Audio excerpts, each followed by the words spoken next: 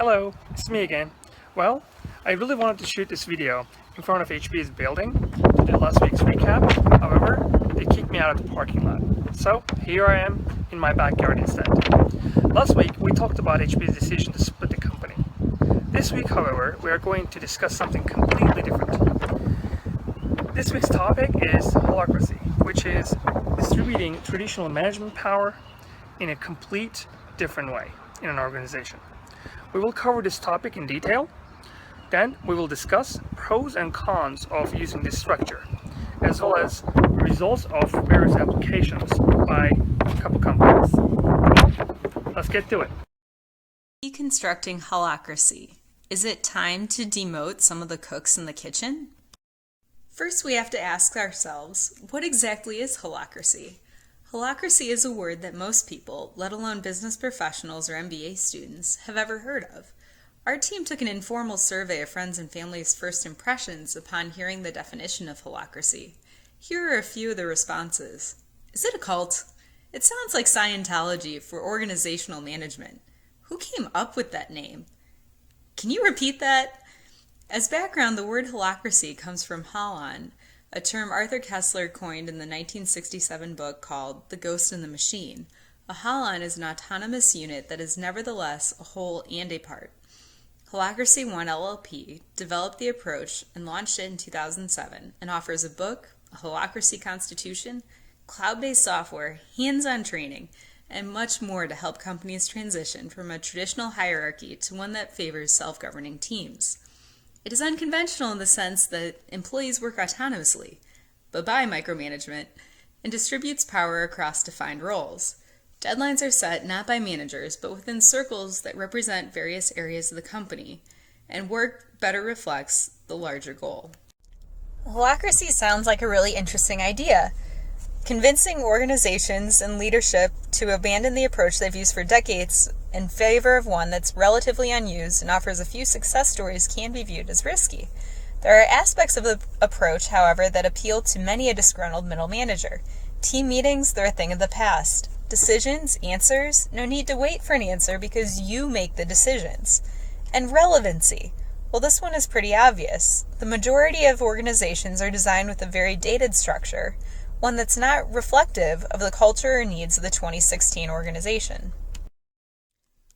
Let's take a look at a major organization that implemented the Holacracy model, Zappos.com.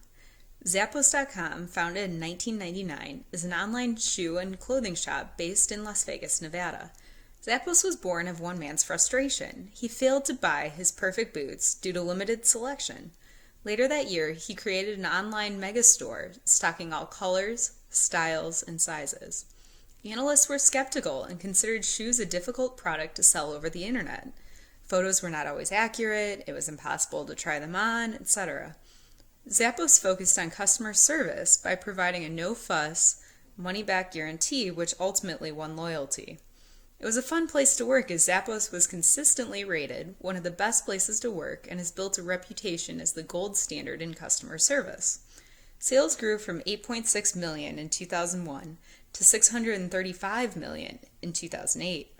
And in 2009, Amazon buys Zappos in an all-stock deal worth $1.2 billion. As Zappos grew, innovation slowed. Staff members expanded, more managers joined, and the freewheeling culture lost momentum.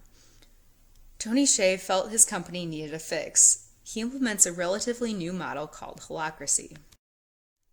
So what's going on inside Zappos? After adopting the Holacracy model, no one reports to anyone anymore.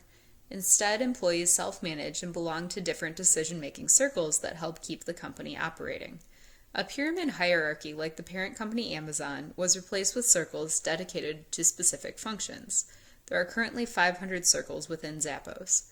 Employees don't necessarily have set job descriptions. Holacracy gives Zappos employees the ability to work in many different circles. This seems like a great way to explore areas of interest outside your particular job description and keeps employees funneling fresh ideas into the organization. This results in a much more relaxed environment.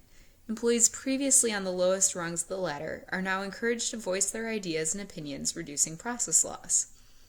Ultimately, the idea of Holacracy within Zappos is for employees to focus on innovation and make work more productive, fulfilling, and meaningful while continuing to deliver the best possible customer service. So is Holacracy viable? It's a weird transition, confessed Josh Pedro, head of Zappos Public Relations. The transition has brought many criticisms to light. Zappos lost over 200 employees, or 18% of the workforce, when CEO Tony Hsieh sent an email out to employees to either adopt Holacracy or leave the organization. Holacracy is confusing. What's your job? Who gets paid what? Are there any incentives?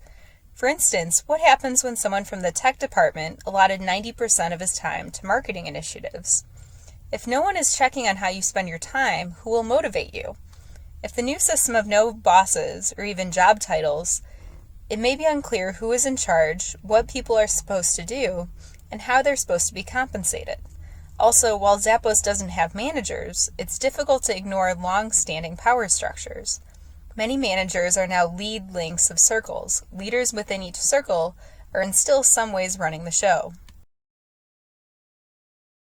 So is Holacracy viable? Many publications have declared Holacracy a complete failure. Confused, employees are not happy, and it's either the future of management or a social experiment gone awry. Some say the shift from traditional to the Holacracy model is not really a fundamental change, but just a marketing scheme to attract public attention.